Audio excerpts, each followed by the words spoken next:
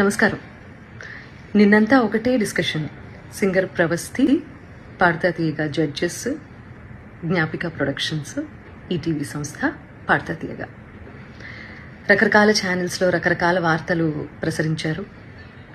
And ఆ అమ్మాయి చాలా యూట్యూబ్ ఛానల్స్కి ఇంటర్వ్యూ ఇచ్చింది, ఎక్స్పోజ్ చేసే ప్రయత్నం చేసింది. బేసిక్గా అంటే ఇవన్నీ ఛానల్స్ వాడిన భాష అండ్ తను ఎక్స్పోజ్ చేద్దాం అనుకున్నాను అని చెప్పింది కాబట్టి ఆ మాట వాడాల్సి వస్తుంది. అండ్ ఆల్సో డైరెక్ట్గా సునీత అని మాట్లాడింది కాబట్టి నేను ఈ వీడియో చేస్తున్నానండి. ఫస్ట్ ఆఫ్ ఆల్ ప్రవస్తి, చిన్నప్పటి నుంచి నేను బాలుగారు, జానక్ గారు, చిత్రమ్మ అందరూ ఒళ్ళో కూర్చోబెట్టుకున్నట్టే నేను కూడా నేను ఒళ్ళో కూర్చోబెట్టుకుని ముద్దు చేశానమ్మా. ఇప్పుడు నీకు 19 ఏళ్ళు కదా, అలాగే ఒళ్ళో కూర్చోబెట్టుకుని ముద్దు చేస్తే బాగుండదు కదా.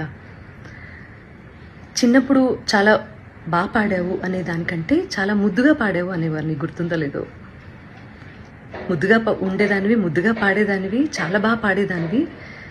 చిన్నప్పుడు పాడినట్టు 19 ఏళ్ళకు కూడా కన్సిస్టెన్సీ మెయింటైన్ చేస్తుంటే సంతోషించే వాళ్ళల్లో మొట్టమొదటి వ్యక్తి నేనే అవుతాను. ఎందుకంటే మా ప్రవస్తి, మా శ్రీలలిత, మా ప్రణతి, మా గాయత్రి అని మేమే ఎక్కువ చెప్పుకొని మురిసిపోయే పిచ్చివాళ్ళం మేము. ఎందుకంటే ఎవరు బాగా పాడితే ఆ పాటలో కరిగిపోయి కన్నీళ్ల పర్యంతం అయిపోయి ఏడ్చేసిన సందర్భాలు, ఏడ్చేసిన ఎపిసోడ్స్ చాలా ఉన్నాయి. అవి నువ్వు చూడలేదేమో, అవి మిస్ అయ్యావు అనుకుంటా. అలాంటి ప్రవస్తి ఈరోజు ఇంత పెద్దదైపోయి రోడ్ మీదకి వెళ్ళి ఇంతమందితో మాట్లాడి తన బాధలు వెళ్ళగక్కుని మమ్మల్ని మా గురించి చర్చించే స్థాయికి ఎదిగింది అంటే నాకు కొంచెం అసంతృప్తిగా కూడా ఉంది. But that doesn't matter for you, because నువ్వు చెప్పాలనుకున్నది చెప్పావు బయటికి వెళ్ళి. ప్రవస్తి, నీకు విషయం చెప్పాలమ్మా. నీకు పాడతా తీయగా కాంపిటీషన్ మాత్రమే కాదు, డిఫరెంట్ ఛానల్స్లో కూడా కాంపిటీషన్లో నువ్వు పార్టిసిపేట్ చేసావు కదా. నీకు ప్రాసెస్ తెలీదమ్మా? సింగర్ సెలెక్షన్ అంటే సింగర్స్ పంపించేటటువంటి సాంగ్ సెలెక్షన్లో రైట్స్ అనేవి కూడా ప్రతి ఛానల్కి కొన్ని సాంగ్స్కి రైట్స్ ఉంటాయి. వాటిల్లోంచి కూడా సెలెక్ట్ చేయాలి అన్న ప్రాసెస్ నీకు తెలుసో లేదో నాకు తెలియదు, కానీ ఆడియన్స్ అందరికీ మాత్రం చెప్తే అన్ని విషయాలు చెప్పు. ప్రాసెస్ గురించి చెప్పు. ఆ ప్రాసెస్లో ఉన్నటువంటి రెస్ట్రిక్షన్స్, ఛానల్కి ఉన్నటువంటి రెస్ట్రిక్షన్స్, ఇవన్నీ కూడా మాట్లాడమ్మా. అప్పుడు నేను నిజంగా సంతోషిస్తాను. సో ఛానల్కి అండి కపుల్ ఆఫ్ రెస్ట్రిక్షన్స్ ఉంటాయి మ్యూజిక్ని డిప్లాయ్ చేయడానికి, అంటే మ్యూజిక్ని వాడుకోవడానికి. అన్ని పాటలకి రెస్ట్రిక్షన్, అన్ని పాటలకి లీనియన్స్ ఉండదు. కాబట్టి ఏంటంటే వీళ్ళు ఇచ్చే పార్టిసిపెంట్స్ ఇచ్చే సాంగ్ లిస్ట్లో వేటికైతే రైట్స్ ఉంటాయో అవి మాత్రమే కాంపిటీషన్లో పాడాల్సి ఉంటుంది. అవి నచ్చ చెప్తాను కూడా ప్రతిసారి. నచ్చ చెప్తా అంటే నేను కాదండి, మేనేజ్మెంట్. తర్వాత ఎన్నిసార్లు రిపీట్ అయింది అంతకుముందు కాంపిటీషన్లో ఆ పాట అనేది కూడా చూస్తారండి యాజమాన్యం. ఇదంతా కూడా మీకు తర్వాత జ్ఞాపిక వాళ్ళు ఎక్స్ప్లెయిన్ చేస్తారు ఈ ప్రాసెస్ ఎలా సాగుతుంది అనేది. సో నేను ఏ పాట ఇచ్చినా వాళ్ళు వద్దంటున్నారు, నేను ఏ పాట ఇచ్చినా వాళ్ళు వద్దంటున్నారు అని మాత్రమే ఎక్కువసార్లు ప్రొజెక్ట్ చేసింది తను. రీజన్ ఇది అని మీకు తెలియదు కదా, అందుకని చెప్తున్నాను. సో నేను కొరకొరా చూశాను అని చెప్పి అంటున్నావు కదా నాన్న. సో నేను కొరకరా నిన్ను ఎందుకు చూస్తానో, ఎందుకు చూడాల్సిన అవసరం ఏమిటో నాకు అర్థం కాలేదు. అక్కడ ఉన్నటువంటి నేను, కీరవాణి గారు, చంద్రబోస్ గారు నిన్నే ఎందుకు టార్గెట్ చేశామనే విషయం నాకు ఇప్పటికీ ఆలోచించడానికి కూడా నాకు అసలు కనీసం ఆ థాట్ కూడా రావటం లేదు. బేసిక్గా నేను నిన్ను కొరకొరా ఎందుకు చూసానో మరి నాకు అర్థం కాలేదు. నువ్వు మర్చిపోయావు అనుకుంటా. నేను నీకు కొన్ని విషయాలు గుర్తు చేస్తాను. ఏంటంటే అమ్మా, క్లాసికల్ రౌండ్లోనే అనుకుంటా నీ దగ్గరికి వచ్చి మరి నువ్వు కొంచెం అప్సెట్గా ఉంటే, ప్రతిదానికి నువ్వు అప్సెట్ అయిపోతావు, ప్రతిదానికి ఇరిటేట్ అయిపోతావు. నీ వాయిస్ అలాంటిది. కొంతమంది ఇమోషన్స్ కంట్రోల్ చేసుకోగలుగుతారు, కొంతమంది కంట్రోల్ చేసుకోలేరు. నేను అమ్మ స్థానంలో ఉన్నాను కాబట్టి నేను అర్థం చేసుకోగలుగుతాను. నీ దగ్గరికి వచ్చి మరి మిగతా పార్టిసిపెంట్స్ సాక్ష్యంగా ఉన్నారు తల్లి. ఈ రోజుల్లో ఏంటంటే నువ్వు నా మీద ఇన్ని ఎలిగేషన్స్ వేసావు, ప్రూవ్ చేసుకోవాల్సిన అవసరం కూడా నాకు ఉంది కదా, unfortunately are fortunately, what ever it may be. So వాళ్ళందరి మధ్యలో నీకే చెప్పాను వచ్చి, ప్రవస్తి క్లిక్ నడుస్తున్నప్పుడు నువ్వు దాన్ని బేస్ చేసుకొని పాడుతున్నావు. మృదంగం అటు ఇటు అయినా కూడా నువ్వు అప్సెట్ అవ్వాల్సిన అవసరం లేదమ్మా. నువ్వు ఎలా పాడావు అనేది నాకు తెలుసు, మా అందరికీ అర్థమైంది. అక్కడ కొంచెం మృదంగం నేనేదో ఇబ్బంది పెట్టినట్లుంది అని నేను నీ దగ్గరకు వచ్చి మాట్లాడాను. అది నువ్వు మర్చిపోయావేమో, కానీ నీ మిగతా పార్టిసిపెంట్స్ అందరూ ఏంటో గుర్తుపెట్టుకున్నారు మరి. అండ్ ఇంకో విషయం, ఈ సిరీస్ సంబంధించి మాట్లాడుకుందాము. నువ్వు గాయత్రి ఫేవరెటిజం, శ్రీలలిత ఇంకోళ్ళు అని రకరకాల పేర్లు తీస్తున్నావు. నాకు అదేంటో అర్థం కావట్లేదు. కానీ వీళ్ళెవ్వరూ మ్యాంగో మ్యూజిక్లో పాడలేదమ్మా, నువ్వు తప్ప. నేను నిన్నే ఎందుకు పిలిచాను వీడియో చేయడానికి? నిహాల్ గారు నీ గురువు గారు అష్టలక్ష్మి స్తోత్రం చేసినప్పుడు నేను వెనకాల కోరస్ బ్యాచ్లో నువ్వు పాడావు, గుర్తుందా నీకు? రికార్డ్ చేసినప్పుడు వీడియో షూట్ చేసే టైంలో నేను ఒక్కదాన్నే షూట్ చేయొచ్చు తల్లి. నువ్వు బాడీ షేమింగ్ అని మాట్లాడుతున్నావు కదా, నేను వేరే ఎవరినో నలుగురిని నా వెనకాల కూర్చోపెట్టుకుని చేయొచ్చమ్మా. నేను పర్టికులర్గా పిలిచాను ఇంటికి.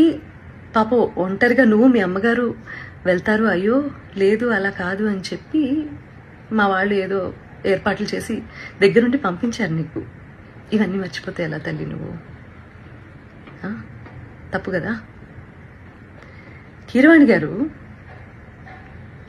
పెళ్లి గురించి, అందులో కచేరీ గురించి మాట్లాడారు అని చెప్పి నువ్వు ఒక రెవల్యూషనరీ స్టేట్మెంట్స్ ఏవో పాస్ చేసావు కదా. పెళ్లిళ్ళలో నేను కూడా పాడతాను, ఓకే?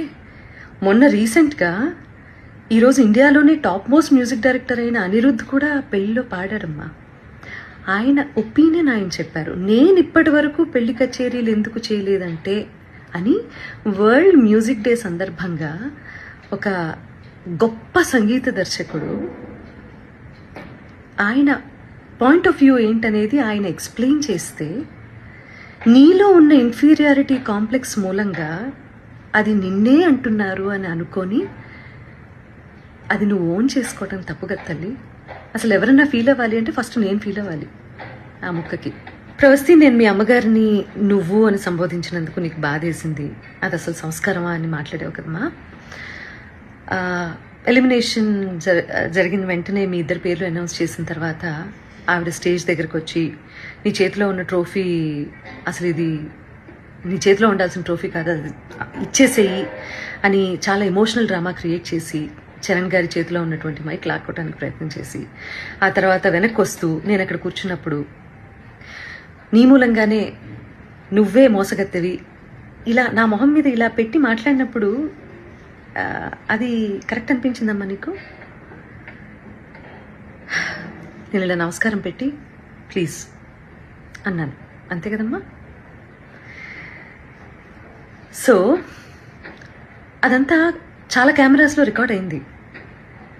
ప్రవస్తి చెప్పేవన్నీ తప్పులు అని ఆ రికార్డింగ్ బయట పెట్టే అవకాశం ఛానల్కి లేకపోలేదు. కానీ ఆవేశంలో ఉన్నారు మీ అమ్మగారు, నువ్వు చాలా ఎమోషనల్గా ఉన్నారు, ఒక ఓటమిని అంగీకరించలేకపోతున్నారు.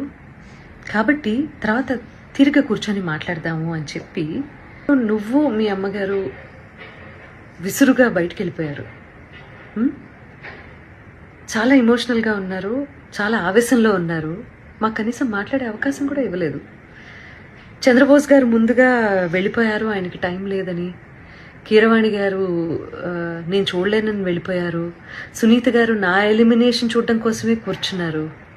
చాలా తప్పు మాట్లాడావమ్మా, చాలా చాలా తప్పు మాట్లాడావు. ఎవరు ఎలిమినేట్ అయితేనో, ఎవరన్నా ఒకళ్ళు జీవితంలో ఓడిపోతేనో సంతోషించేంత నీచమైన క్యారెక్టర్ నాది కాదు. ఈ మాట నీ మూలంగా ఇవాళ చెప్పుకోవాల్సి వస్తుంది. నేను చాలా బాధలు పడ్డాను, నేను కష్టాలు పడ్డాను జీవితంలో. నాకంటే లోయెస్ట్ పాయింట్ అనుభవించిన వాళ్ళు నా తోటి కళాకారుల్లో ఎవరూ లేరని నేను ఈరోజు చెప్తాను. అలాంటి నేను ఒకళ్ళ ఓటమి, నేను ఒకళ్ళు ఏడుస్తుంటే చూసి సంతోషించే రకాన్ని కాదు. ఏడుపు విలువ నాకు తప్ప ఎవరికి తెలియదని నేను ఫీల్ అవుతూ ఉంటాను. నాకే బాగా తెలుసమ్మా ఏడుపు అంటే ఏంటో, ఓటమంటే ఏంటో, జీవితం అంటే ఏంటో. ఇవన్నీ మీ అందరికంటే ఎక్కువ నాకే తెలుసు, ఓకే? నేను టెక్నీషియన్స్ని చాలా అవమానిస్తాను, చాలా అగౌరవపరుస్తాను అని చెప్పి ఫస్ట్ టైం నేను అలిగేషన్ అన్న మాట వాడుతున్నానమ్మా. సో అది కూడా నువ్వు మాట్లాడటం జరిగింది. ఏ టెక్నీషియన్ని ఒక్క వీడియో బయట తీసుకొని దయచేసి రిలీజ్ చేయను, ఓకే? నేను మనకి స్నాక్స్ ఇస్తారు చూడు, ఆయన్ని కూడా మీరు అనే అంటానమ్మా. అండ్ ఆవేళ నువ్వు ఎలిమినేట్ అవుతావో ఇంకెవరు ఎలిమినేట్ అవుతారో అసలు ఎలిమినేషన్ గురించి కాకుండా షెడ్యూల్ అయిపోతుంది కదా అని చెప్పి అందరికీ సెట్లో ఉన్న వాళ్ళందరికీ భోజనాలు పెట్టించటము, లేకపోతే ఒకరోజు నేను, ఇంకొక రోజు కీరవాణి గారు, ఇంకో రోజు అనిలో, ఇలా చేయటం అనేది అది ఒక టీంలో ఉన్నప్పుడు ఇవన్నీ జరుగుతూ ఉంటాయమ్మా. నువ్వు కూడా నేను పెట్టిన పేస్ట్రీ తిన్నావు, మరి బయటికి వెళ్ళి అదేంటో నేను ఎలిమినేట్ అయిపోయినందుకే సునీత గారు పార్టీ ఇచ్చారు అందరికీ అని మాట్లాడుతున్నావు. I seriously don't understand this. నువ్వు ఒకదాన్ని ఇంకో దానికే ఆపాదించి ఫ్యాబ్రికేట్ చేస్తున్నటువంటి తీరు చూస్తే మాత్రం నాకు చాలా అంటే చాలా ఆశ్చర్యంగా ఉంది. అండ్ ఇది మంచి పద్ధతి కాదు. ఇంకో ఆశ్చర్యకరమైన విషయం ఏంటంటే, ప్రవస్తి మీ అమ్మగారమ్మ, సునీతకి పిల్లలున్నారు, కీరవాణి గారికి పిల్లలున్నారు, అనిల్ ప్రవీణ వాళ్ళకి పిల్లలున్నారు, నాశనం అయిపోతారు అన్న శాపనార్థాలు కూడా పడాల్సిన పరిస్థితి వచ్చింది మాకు. ఫైనల్గా కాంపిటీషన్ అన్నప్పుడు ఓటమి ఉంటుంది, గెలుపు ఉంటుంది. ఫస్ట్ ప్లేస్లో ఒకళ్ళే ఉంటారు, సెకండ్ ప్లేస్ ఉంటుంది, థర్డ్ ప్లేస్ ఉంటుంది.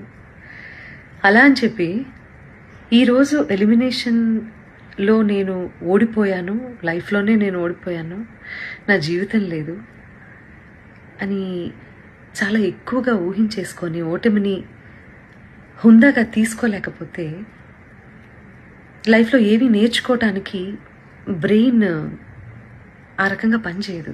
సీనియర్స్ అంటే రెస్పెక్ట్ ఉండాలి.